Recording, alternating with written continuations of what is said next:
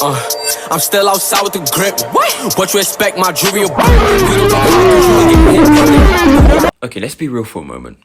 Daizyujin is one of the most iconic robots in all of fiction. I mean, what Mojo says so it has to be true. Making its debut at Daizyujin's 6th episode on April 3rd, 1992, the robot has seen many releases in many different forms and helped Daizyujin's toy line boom in popularity, with the Robo line being the highest selling in the franchise's history at that point. But how? Let's take a look at all the previous main Sentai robots to see how Daizyujin compares purely from first glance.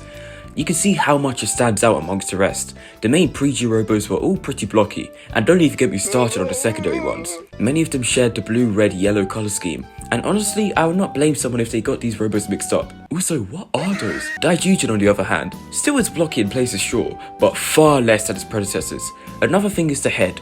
Although not as iconic as the masks of Sentai heroes themselves, the head of the robos are just as important to consider when designing. It was Plexus Kato Taishi who made the decision to have Daizyujin's head resemble a statue of a god, rather than it being more human-like.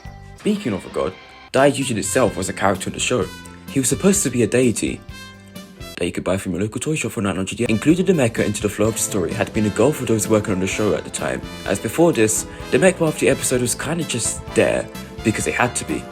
It helped viewers feel some form of familiarity with the Robo. Loki though, he was kind of a dick.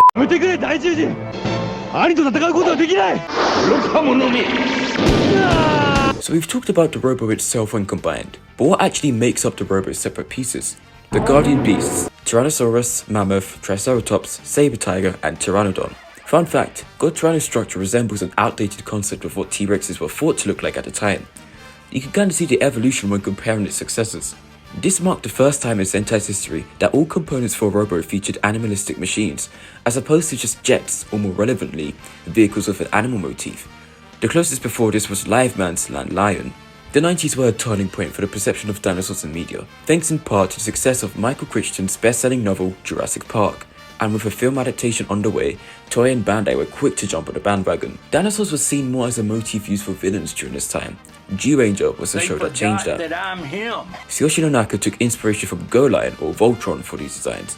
As for the tank mode, this is inspired by Daizyujin 17.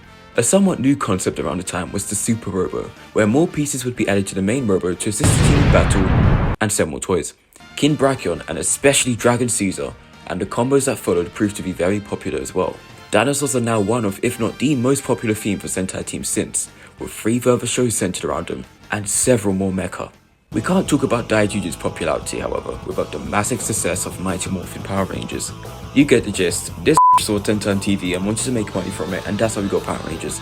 The Megazord was an immensely popular toy. You had parents fighting in store hours to pick up the last Megazords because Bandai couldn't keep up with how popular the toys ended up being. A good chunk of Daizyujin's popularity is thanks to Mighty Morphin. G-Ranger had its successes, don't get me wrong, but this is Mighty Morphin. Mighty Morphin is forever. And that more or less is how Daizyujin has become Sentai's most iconic Robo. I think it's cool how you can see a clear turning point in the complexity of Robo designs in the franchise, and how it all paid off later on with some other standard designs such as Muteki Shogun, Gao King, Magi King, Shinkano, and Dononi Chaijin, just to name a few.